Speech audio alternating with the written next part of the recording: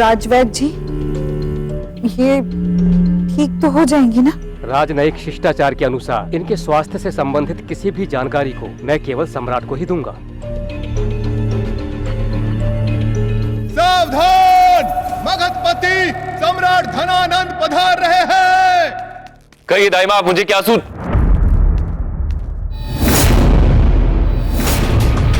मां, दाई मां,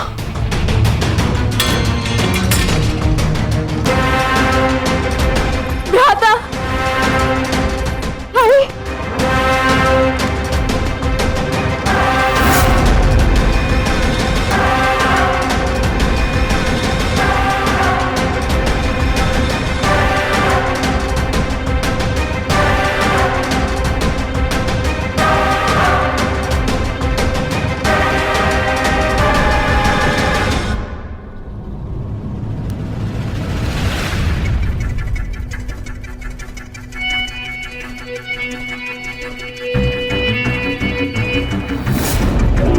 राजवैद्य, इनकी मूर्छा कब तक टूटेगी?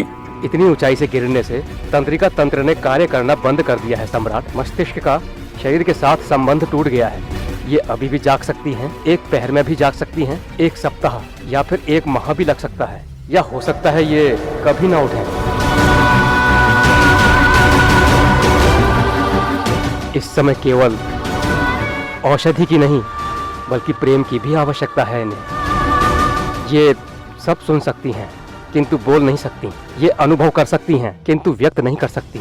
यदि ये अब कभी उठी तो दाई मां अवश्य उठेंगी राजवैद्य। जब तक दाई मां मुझे वो महत्वपूर्ण सूचना नहीं दे देती तब तक दाई मां संसार से नहीं जा सकती।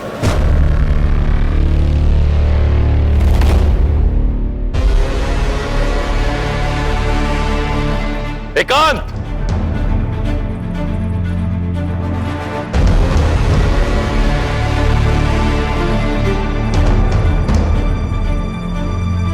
महामात्य भद्रसाल, जब तक दाई मां की मूर्छा भंग नहीं होती इनके कक्ष के बाहर घेराबंदी करवा दो। इनके कक्ष के बाहर 7 परतों का सशक्त और अभेद्य सुरक्षा चक्र बनवा दो ताकि मेरे अतिरिक्त इनके कक्ष में और कोई ना आ सके। यहां तक कि राजवैद्य भी इनका उपचार मेरी उपस्थिति में ही करेंगे। हर घड़ी हर क्षण सुरक्षा कर्मी और सेवक इन पर अपनी दृष्टि बनाए रखेंगे। किंतु भाई, इतनी सुरक्षा? ये तो केवल एक दुर्घटना थी, एक दुखद संयोग। वो गिर पड़ी और घायल हो गई। नहीं, दाई मां गिरने वालों में से नहीं, गिराने वालों में से है। अवश्य किसी ने उन्हें धक्का दिया है।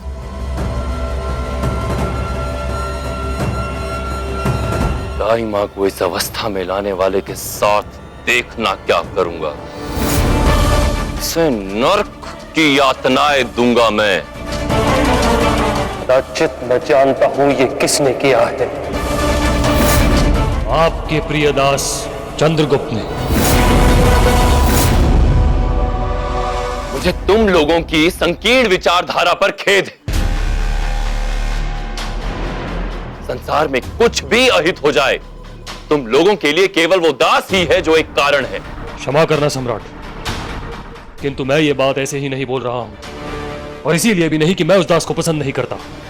मेरे पास इस बात का प्रमाण है। क्या प्रमाण है तुम्हारे पास? अनुपस्थिति। अनुपस्थिति? जी सम्राट, ये देखिए, ये मेरे पास बंदी गृह के आवागमन की सूची है। इसमें चंद्रगुप्त ने इस समय हस्ताक्षर किए हैं, अर्थात वो चाणक्य के साथ नहीं था। अब प्रश्न ये उठता है, यदि वो चाणक्य के साथ नहीं था तो जिस समय मां के साथ ये घटना घटित हुई वो कहां था? मुझे पूर्ण विश्वास है कि उस दास ने ही मां को धक्का दिया है ताकि वो मर जाए। उसके पास ये सब करने का कारण भी था। मेरी मां ने सदैव उस पर और उसके तीनों मित्र पर संदेह ही किया है। जब आप राजमहल में नहीं थे तो उन्होंने इस अवसर का लाभ उठाकर मां को मारने का प्रयास किया होगा। चंद्रगुप्त और उसके तीनों मित्रों पर माँ का अविश्वास इतना था कि आप तक पहुंचाने वाला संदेश भी उन्होंने चंद्रगुप्त के मित्र धूमकेतु को नहीं बल्कि मुझे चुना आप तक पहुंचाने के लिए। केवल सम्राट से इतना कहना कि मुझे उनसे शीघ्र अतिशीघ्र मिलना है और उनका शिविर समाप्त होने तक ये सूचना नहीं रुक सकती। उन्हें तुरंत ही महल लौटना होगा, तुरंत। हाँ महिम, मैं सेनापति भद्रसाल की बात से सहमत हूं। मैं भी सम्राट। यदि इस सब के पीछे दास है तो उसे इसका दंड अवश्य मिलेगा। दाई मां की इस अवस्था में ली जाने वाली प्रत्येक श्वास की भरपाई उसे करनी होगी। जो कुछ भी हुआ ठीक नहीं हुआ माँ। ताई माँ जैसी भी है किंतु है तो एक स्त्री ही ना, एक वृद्ध ही है ना। और आज मेरे ही कारण वो मृत्यु शैया पर है। मैं दंड का भागी हूं माँ, और अब जो कुछ भी होगा मैं उसके लिए सज्ज हूं। चंद्र, मेरी बात ध्यान से सुनो। जो भी हुआ उसमें तुम्हारा कोई दोष नहीं था। तुम ऐसा कुछ नहीं करना चाहते थे चंद्र। वो केवल और केवल एक दुर्घटना थी। किंतु नहीं चंद्र, तुमने उन्हें बचाने का प्रयास किया था किंतु बात तुम्हारे वश में नहीं थी। इसलिए चंद्र, मेरी बात का विश्वास करो। तुम अपराधी नहीं हो और ये भय और आत्मग्लानि का भाव तुम्हें अपने हृदय से निकालना होगा, क्योंकि जब तक ये तुम्हारे हृदय में रहेगा तब तक वो तुम्हारे मुख पर दिखेगा। और धनानंद मीलों दूर से भय को भाप लेता है। इसलिए चंद्र, बोलो कि तुमने उन्हें मारने का प्रयास नहीं किया था। बोलो चंद्र। हाँ, मैंने दाई माँ को मारने का प्रयास नहीं किया था। मेरी तरफ देखकर बोलो।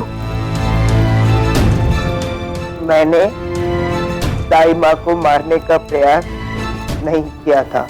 मैं अपराधी नहीं हूँ। हाँ चंद्र, तुम अपराधी नहीं हो। समझ रहे हो, तुम अपराधी नहीं हो। तुम चंद्रगुप्त पर संदेह करने का एक कारण और है मेरे पास।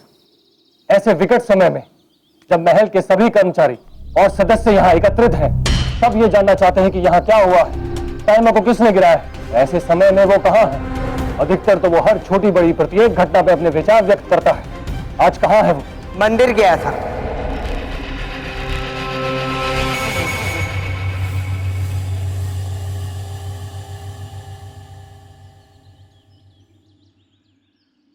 दाइमा के स्वास्थ्य और दीर्घायु की प्रार्थना करने के लिए।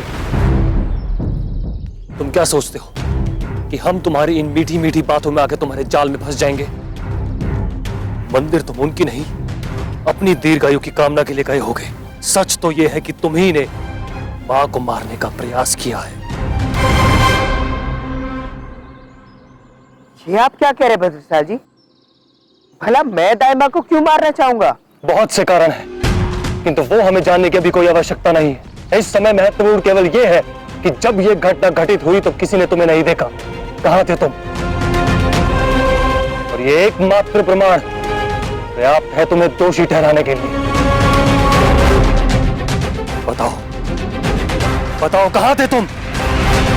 ये मेरे साथ था। क्या? हाँ भाई, जब दुर्घटना घटी तो दास मेरे साथ था। वो मेरी कविता पूर्ण करने में मेरी सहायता कर रहा था और हम दोनों ने एक ही साथ घंटे की ध्वनि सुनी थी और एक ही साथ उस स्थान पर भागे थे जहां दाइमा गिरी थी।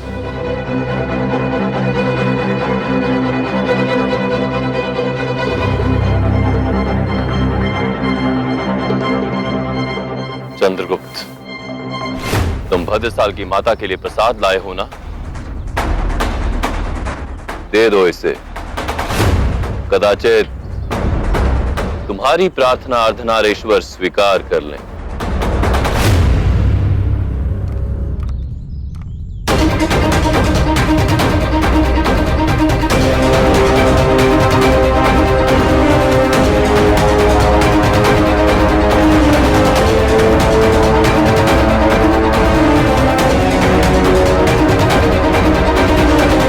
आशा करता हूं कि शीघ्र ही तुम्हारी माँ स्वस्थ हो जाए।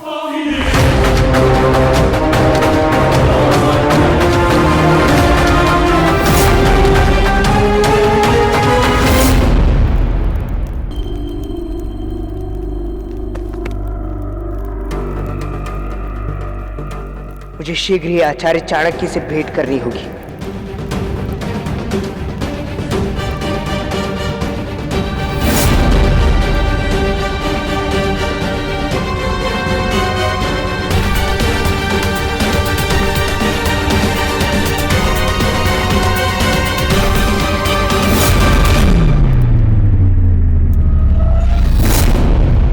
दाइमा, मैं चाहता हूं कि आप उस दास पर अपनी पैनी दृष्टि बनाए रखें। मैंने उसे चाणक्य का मुंह खोलने का दायित्व दिया है और मैं चाहता हूं कि उन दोनों के मध्य होने वाले वार्तालाप को आप पूरी तरह से जानें। जिस कारावास में चाणक्य है, उन दीवारों के कान है। जी सम्राट। धनानंद का संदेह अब भी तुम पर है दास, जिसकी पुष्टि धनानंद अभी कर लेगा।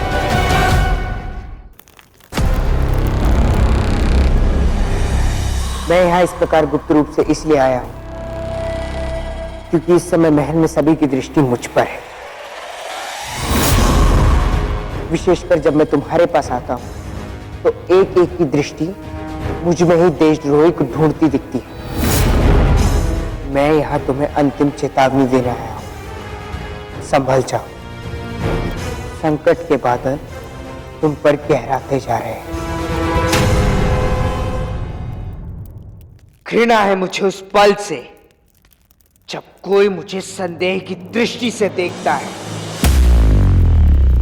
घृणा है मुझे उस भाव से जब कोई मुझे तुम्हारा साथी कहता है कुटिल ब्राह्मण। ये सब मेरे साथ तुम्हारे कारण हुआ है। अब भी समय है। दाइमा के साथ घटित दुर्घटना का संबंध तुमसे है तो अपना अपराध स्वीकार कर लो।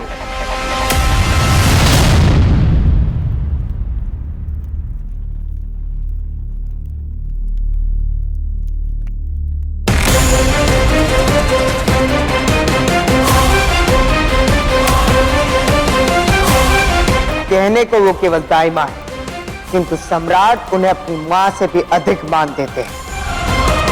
तो इस नाते वो हमारी राजमाता हो और राजमाता की हत्या करने का प्रयास करना जघन्य अपराध होता है। अब यदि तुम अपना अपराध स्वीकार कर लो तो मैं सम्राट से तुम्हें अभय दान देने की प्रार्थना अवश्य करूंगा, किंतु तब जब तुम अपना अपराध स्वीकार कर लो।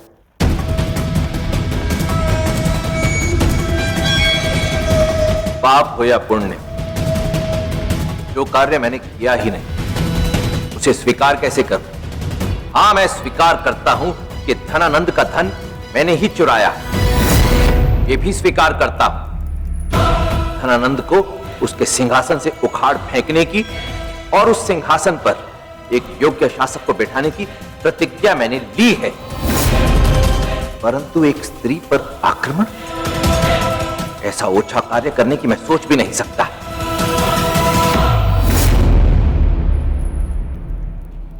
तो तुम्हारे कहने का अर्थ है कि ये मात्र एक दुर्घटना थी कि दाइमा इतनी ऊंचाई से गिर गई और तुम्हारा इससे कोई संबंध नहीं है।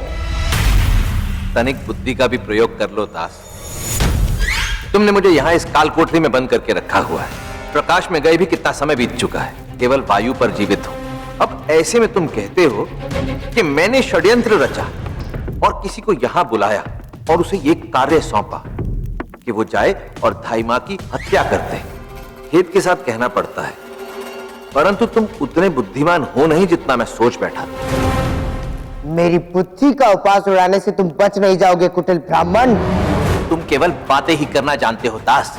तुमने जो कहा है उससे केवल एक ही बात स्पष्ट होती है कि धाई मां की हत्या का किसी ने प्रयास किया जो विफल रहा है और धाई मां अभी भी जीवित है। शीघ्र ही उसकी मूर्छा टूटेगी भी। और जब उसकी मूर्छा टूटेगी तो वो बिना विलंब किए सम्राट को सब कुछ बता देगी कि किसने उसकी हत्या का प्रयास किया, और तब अपराधियों के भाग निकलने के सभी मार्ग बंद हो जाएंगे।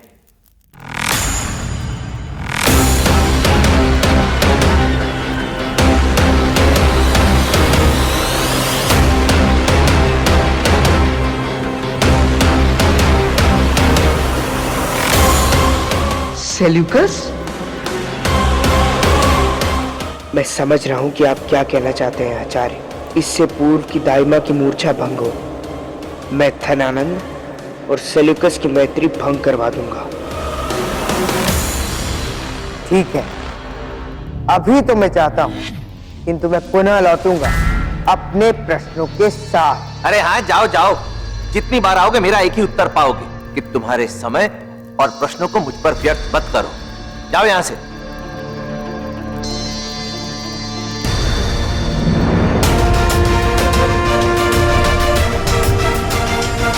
हाँ, समझता है वो खुलशिका वाला ब्राह्मण स्वयं को। न जाने किस बात का अहंकार है उसे।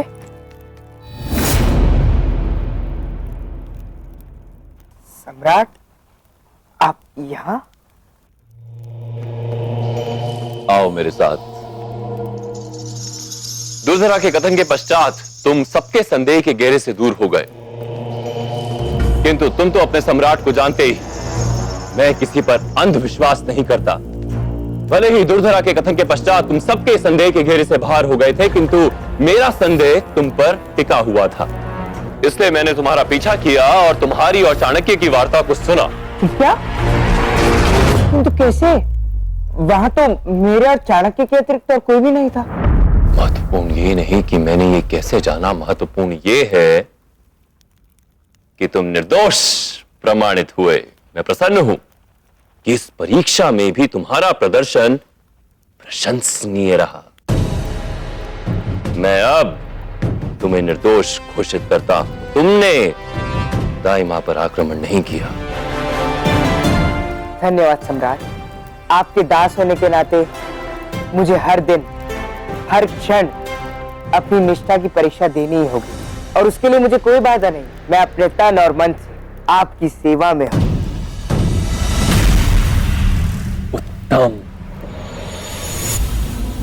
किंतु उस चाणक्य की वार्ता ने मुझे विचलित कर दिया है, इसीलिए मैंने उसके लिए एक शेष दंड सोचा है।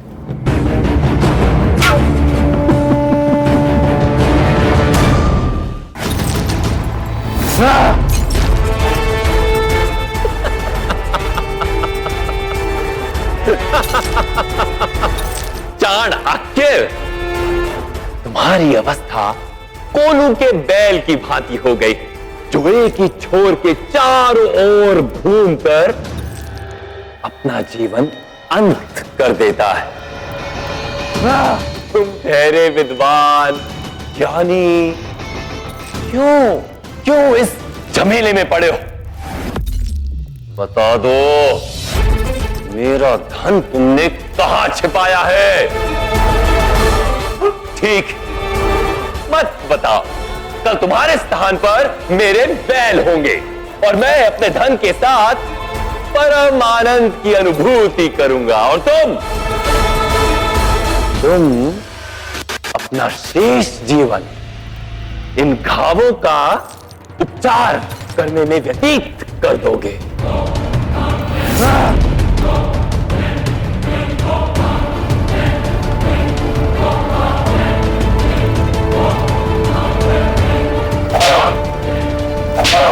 जब तक सम्राट तुम्हें रुकने को ना कहे, चलते रहो ब्राह्मण।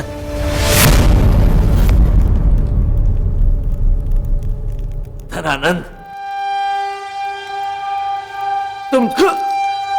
तुम चाहे मुझे कितने भी कष्ट दे दो, परंतु तुम्हारा धन चुराकर जो कष्ट मैंने तुम्हें दिया है, तुम्हारे दिए घाव की पीड़ा का आभास भी नहीं होता। कुछ होता है तो केवल सुख, सुख। आभास। चाणक्य, ओज से ना तो कोई भोजन देगा और ना ही जल।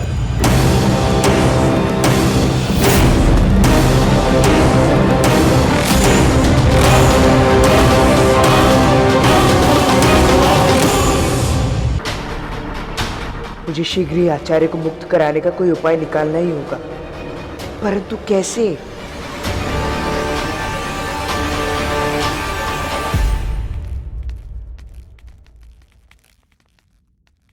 दाहिमा के विषय में मुझे किसी भी प्रकार राजवैद्य जी से जानकारी प्राप्त करनी ही होगी। राजवैद्य जी,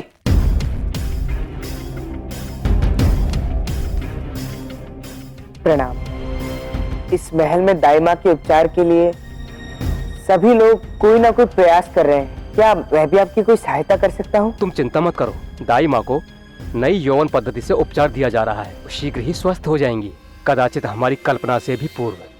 ओह, ये तो हर्ष की बात है।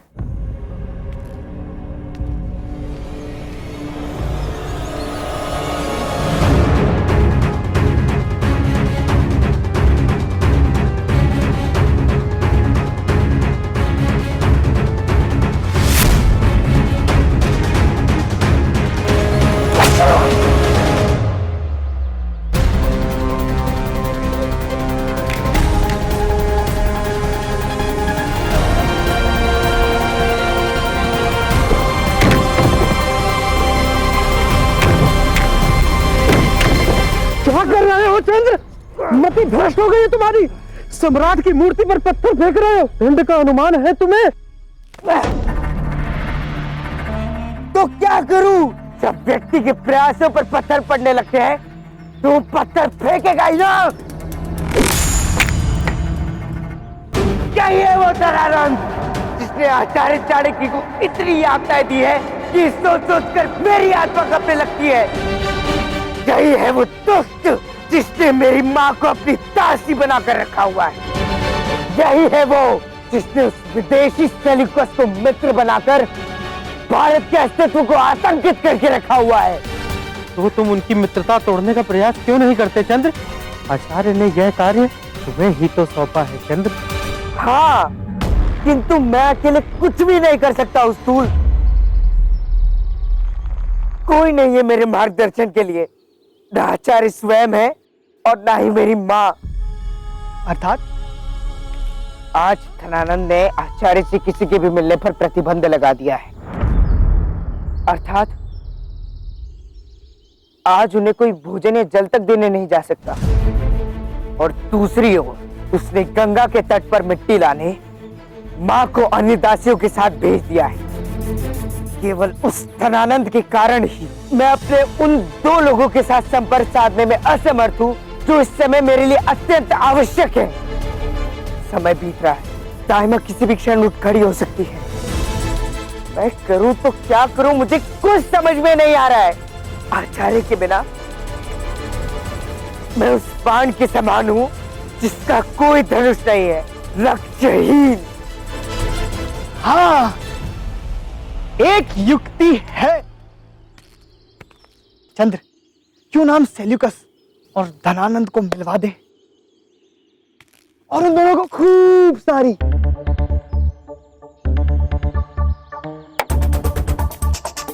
मदिरा पिलवा दे, और फिर वो दोनों एक दूसरे के प्रति अपनी कटुता व्यक्त करेंगे और फिर हो गई शत्रुता। अच्छा ठीक है, मैं कुछ और सोच लेता हूं। चंद्र, मैं तुम्हारी सहायता अवश्य करता, किंतु मुझे अभी जाना होगा। धनानंद के साथ उसकी एक सैन्य टुकड़ी सेल्यूकस के पास जा रही है और वो किसी भी समय रवाना होते होंगे, और ऐसे में मेरी अनुपस्थिति संदेहजनक हो सकती है। क्या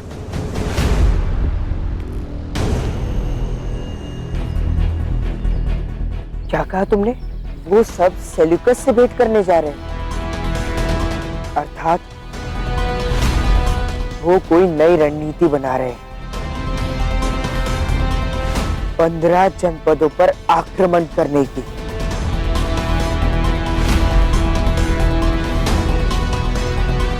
कदाचित मैं जानता हूं कि मुझे करना क्या है।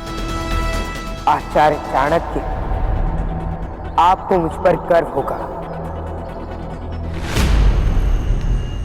मित्रों, सच में तुम लोगों के बिना मैं कुछ भी नहीं हूं।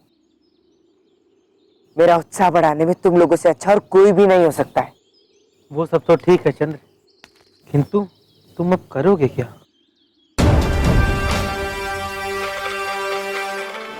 कुछ ऐसा कि एक ही तीर अनेकों लक्ष्य साधेगा, और मेरी योजना का प्रथम चरण होगा अमात्य के मन में उनकी ही प्रतिभा के प्रति संदेह उत्पन्न करना।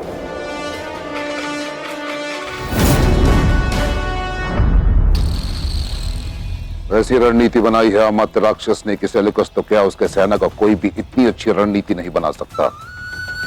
यदि रणनीति हमारी होगी तो युद्ध की कमान भी हमारे सम्राट धनानंद के हाथों में होगी। उत्तम महामात्य, अति उत्तम। मैं आपकी बाहर प्रतीक्षा कर रहा हूं।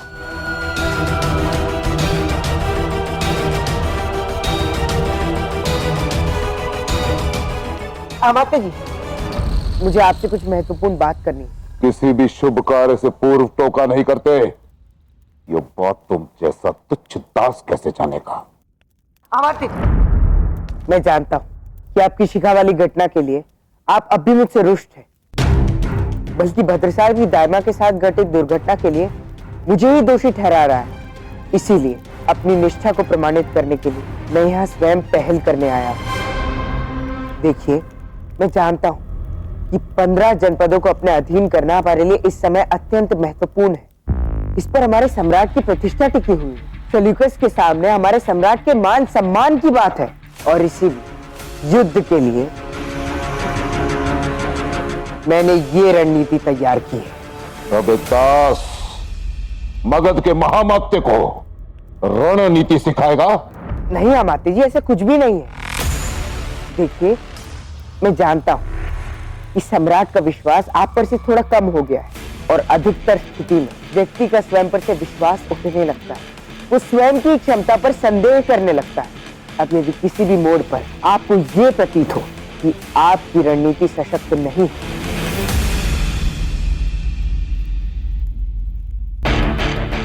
तो मेरी ये रणनीति आपकी सहायक सिद्ध होगी, क्योंकि कहीं ना कहीं सम्राट और मेरी विचारधारणा एक ही है।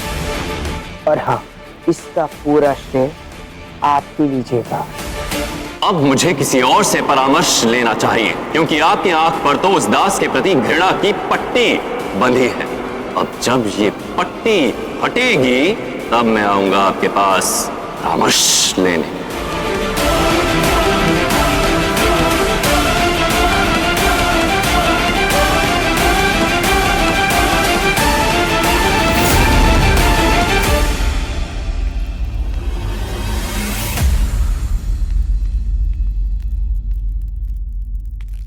जाइए जाइए अमात्य, शुभ काम तो अब आरंभ होगा, किंतु आपका नहीं, मेरा।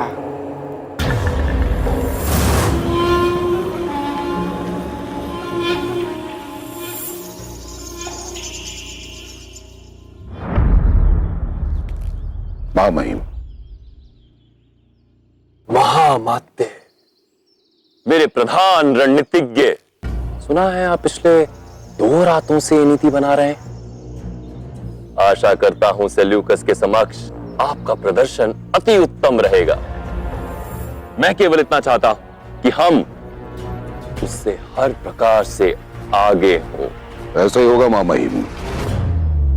सेल्यूकस के समक्ष हमारा पलड़ा भारी रहे, मैं केवल इतना चाहता हूं। और आप तो जानते ही कि सेल्यूकस और मेरे मध्य ये बात तय हुई है कि जिसकी नीति श्रेष्ठ होगी वही इस युद्ध का नेतृत्व करेगा। 15 जनपदों पर आक्रमण करने के लिए हमारी सेना और यवन सेना का मार्गदर्शन करेगा। और आप तो जानते ही हैं, मुझे किसी और के नेतृत्व में युद्ध करना भाता नहीं। मेरा मान दांव पर लगा है, और आपका भी। मेरा विश्वास पुनः अर्जित करने का, मेरी दृष्टि में पुनः उठने का ये आपके पास एक स्वर्णिम अवसर है। मैं आशा करता हूं कि आप मेरी आशाओं पर खरे उतरेंगे। मेरे विश्वास पे विश्वास रखिए महामहिम। मैंने ऐसी रणनीति बनाई है कि हमारी विजय निश्चित है। साधु।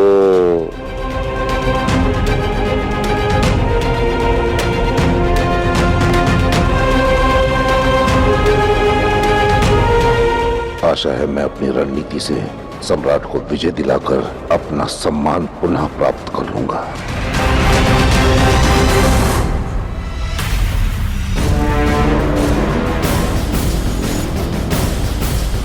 मेरी योजना स्वरूप ले रही है।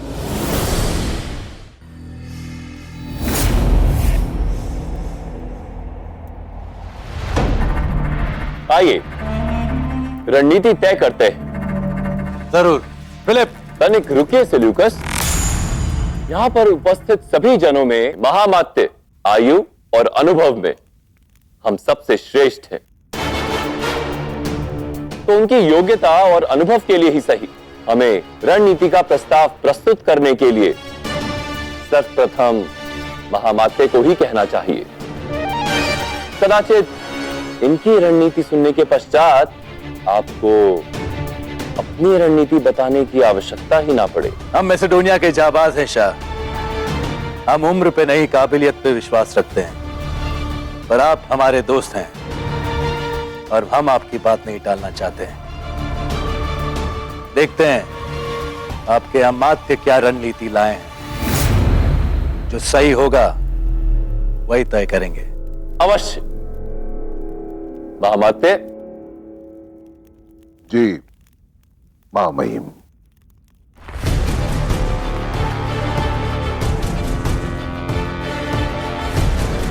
अब यदि किसी भी मोड़ पर आपको ये प्रतीत हो कि आपकी रणनीति सशक्त नहीं है, तो मेरी ये रणनीति आपकी सहायक सिद्ध हो, क्योंकि कहीं ना कहीं सम्राट और मेरी विचारधारणा एक ही है।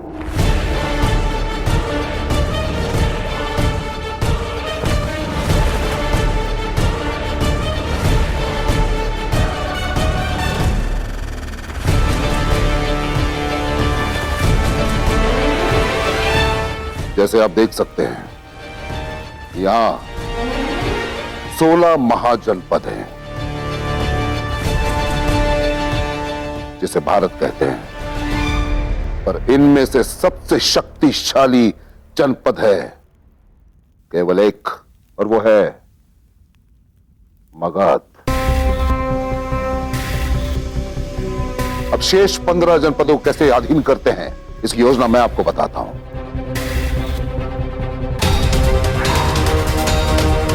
सर्वप्रथम हम उन जनपदों पर आक्रमण करेंगे जो दुर्बल हैं, छोटे हैं, क्योंकि इन पर आधिपत्य स्थापित करना सरल होगा और इनसे हमारे सेना का मनोबल भी बढ़ेगा। और उसके पश्चात शेष बचे जनपदों पर हम आक्रमण करते जाएंगे और विजय प्राप्त कर लेंगे।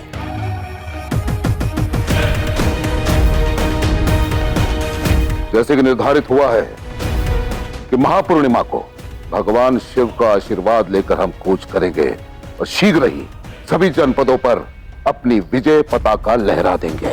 जब मंसूबा ही कमजोर होगा तो खुद खुदा भी हमें फतेह नहीं दिला सकता। आप स्पष्ट कह सकते हैं सेल्यूकस। मैं बताता हूं मैं क्या कहना चाहता हूं शाह। यकीनन हम सबसे छोटे जनपद पर हमला कर सकते हैं, पर इससे हमें ज्यादा फायदा नहीं होगा।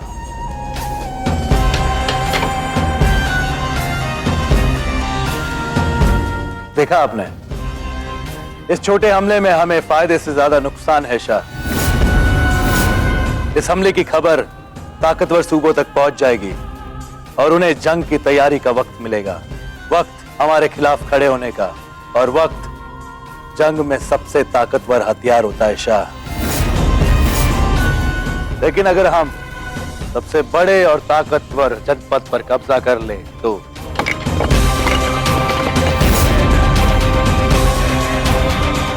गौर किया आपने, क्या हुआ अभी यहाँ? एक मजबूत खंबे के गिरते ही पूरी इमारत ढह गई। इसी तरह हम अगर सबसे ताकतवर जनपद को अपने कब्जे में ले लेते हैं तो बाकी के 14 जनपद खौफ के कारण हमारे सामने हथियार डाल देंगे। ये सोच हमारे खेमे के सबसे कम उम्र के और तजुर्बेकार फिलिप की है, जो अमात्या से तो उम्र में कई छोटा है। तो जैसा कि मैंने कहा शाह, हम उम्र में नहीं काबिलियत में अहमियत देते हैं। तो बताइए शाह, क्या आप अब भी अपने अमात्य की रणनीति पर एतबार करते हैं? मुझे लगता नहीं, क्योंकि आपका एतबार खुद अमात्या से उठ चुका है। जो नतीजा हमारे सामने है, इनकी ये कटी हुई चोटी जो आपने खुद काटी है।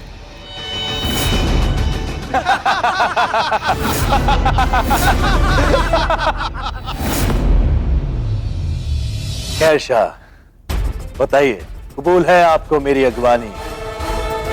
क्योंकि जैसा तय हुआ था, जिसकी चाल बेहतर होगी जंग में वही आगे रहेगा, उसी का हुक्म चलेगा।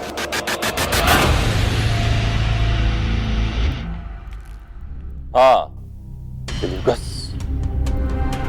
तुम्हारी रणनीति ही श्रेष्ठ है।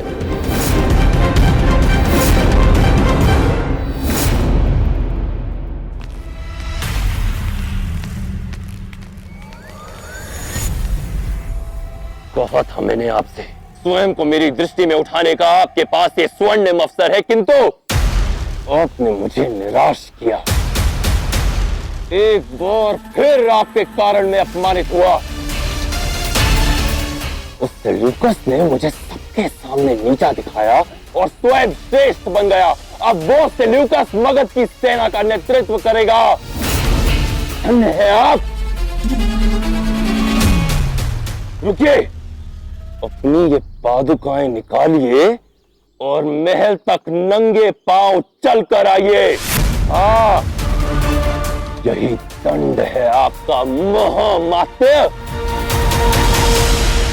वाह चंद्र, तुम्हारा निशाना तो अचूक है। अमात्य को स्वयं पर ही संदेह करवाकर तुमने अंतिम समय पर उनकी रणनीति बदल डाली।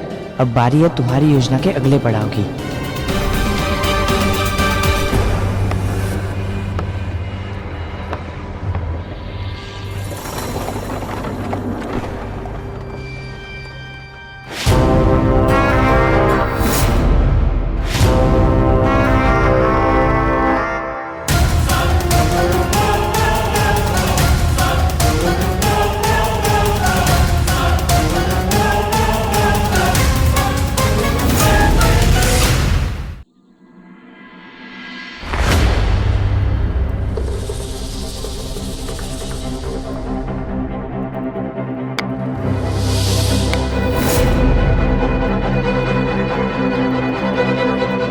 अब प्रारंभ होगा मेरी योजना का दूसरा चरण।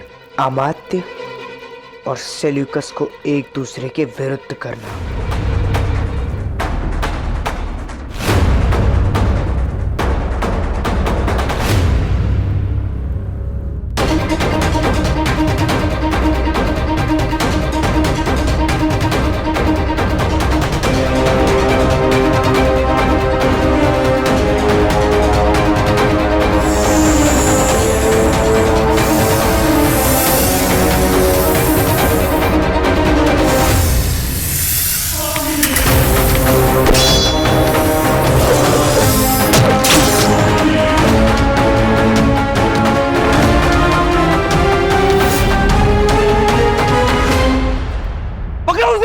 भाग नहीं पाए।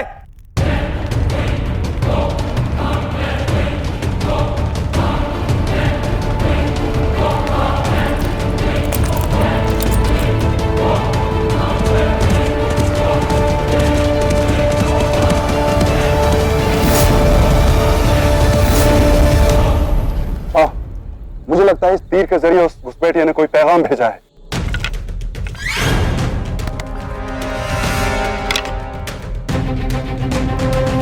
सावधान, कटी हुई शिखा आज सर्प बनकर आपको विषपान कराने आई थी। इसे मार के मैंने सिद्ध कर दिया कि मैं आपका शुभ चिंतक हूं। आज्ञा दीजिए, हम फिर मिलेंगे। आखिर कौन है ऐसा मगध में जिसको मेरी परवाह है?